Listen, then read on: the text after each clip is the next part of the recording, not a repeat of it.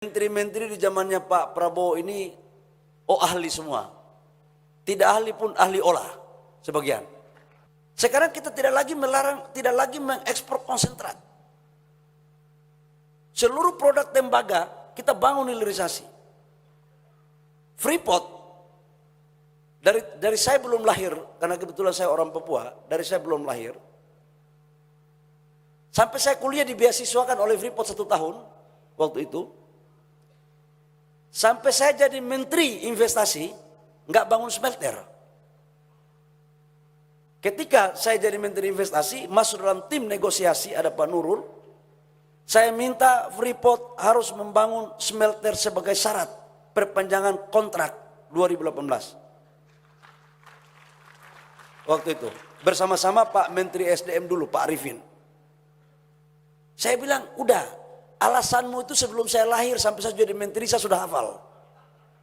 Udah, jangan pakai gaya-gaya lama lagi, nggak bisa lagi. Apa yang terjadi Bapak Ibu semua? Smelter Freeport dibangun dengan biaya 3,4 miliar US dollar. Itu adalah smelter single line terbesar di dunia dan sekarang sudah produksi. Yang kayak begini, aman, dulu Newmont. Sekarang udah jadi juga. Di Freeport itu melahirkan 60 ton emas, kurang lebih 50 sampai 60, di Aman itu 18 sampai 22 ton. Jadi kurang lebih sekitar 70 sampai 80 ton emas per tahun. Yang dulunya kita nggak pernah tahu, Bapak Ibu semua. Nilai tambahnya itu dibawa keluar. Nah, ini juga bagian dari lapangan pekerjaan. Dan kita akan dorong untuk membangun industri hilirisasi di sektor kabel dan macam-macamnya, copper oil dan segala macam. Pohon industrinya ada nggak? No, itu. Jadi sudah ada barang ini. Jadi negara kita membangun hilirisasi itu bukan omon-omon, bukan konsep tiba saat tiba akal, enggak. Jadi jangan ada orang negara lain yang merasa dia lebih pandai, lebih paham terhadap negara kita. Yang paham negara kita ya kita sendiri. Itu Bapak Ibu semua. Jadi saya minta teman-teman yang juga mengelola sumber daya alam, ini harus kita sama-sama bekerja sama untuk bagaimana menyiapkan lapangan pekerjaan. Itu untuk koper. Ada satu lagi, boksit. Ini boksit kita sekarang saya baca di beberapa artikel media luar mengatakan nggak pas macam-macam. Apa yang nggak pas? Yang pas kamu, kami nggak pas terus. Terus sampai kapan kami ini pas? Jadi Bapak Ibu semua hati-hati, kita harus mempunyai nasionalisme. Ini pasal 33 ini. Kekayaan semua ini dikuasai oleh negara dan dipergunakan semaksimalnya untuk kepentingan kesejahteraan rakyat. Jadi jangan kita salah-salah dalam menerjemahkan apa yang menjadi pikiran teman-teman di sana. Bapak Ibu semua pasti teman-teman tanya juga, apakah kita boleh ekspor energi terbarukan ke luar negeri? Saya katakan dari awal, Indonesia ini terlalu baik. Minta apa aja kasih. Mau minta energi baru terbarukan, kasih. Meminta kita CCS, kasih. Minta bahan baku untuk raw material, kasih. Pertanyaan saya, apa yang kamu kasih untuk Indonesia? Bukan apa yang kamu kasih kepada kelompok-kelompok orang tertentu. Nggak bisa. Ini negara. Jangan deal ke 1-2 orang, seolah-olah itu sudah merepresentasikan negara. Nggak bisa. Sudah cukup kita belajar pada masa lampau, Bapak Ibu semua.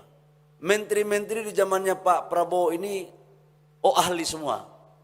Tidak ahli pun ahli olah, sebagian. Itu. Jadi kalau ilmu olah, kita pahamlah.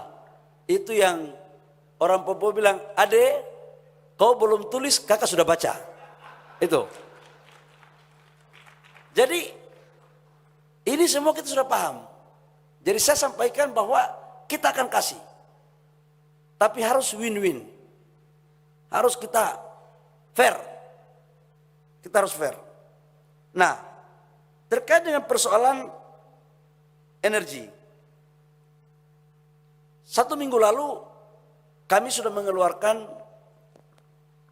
RUPTL.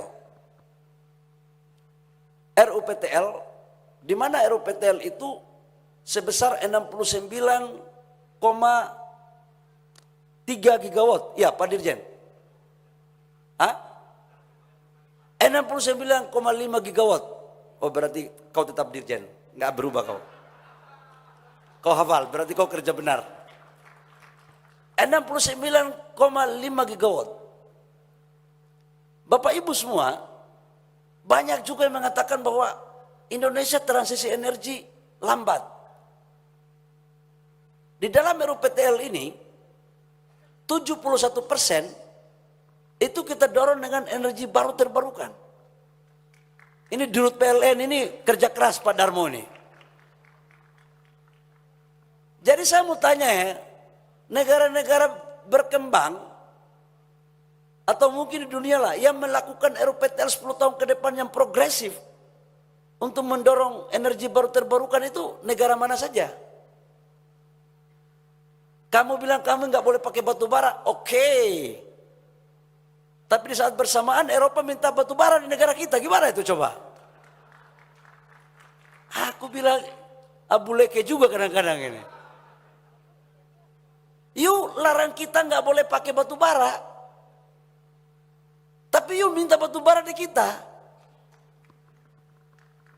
Jadi kita dikasih energi yang mahal, energi murahnya untuk mereka. Baru dibilang yang murah itu katanya kotor. Saya bilang nggak ada. Mau kotor kamu bersihkan, kita harus mempertahankan kedaulatan energi nasional kita. Nggak ada. National interest lebih tinggi. Dan sekarang kan sudah ada teknologi. PLTU itu kan bisa ditangkap carbon capture-nya. Bisnis baru lagi tuh. Jadi jangan dikira kita nggak paham, udah paham betul ini barang. Jadi Bapak Ibu semua, download Tribun X sekarang, menghadirkan lokal menjadi Indonesia.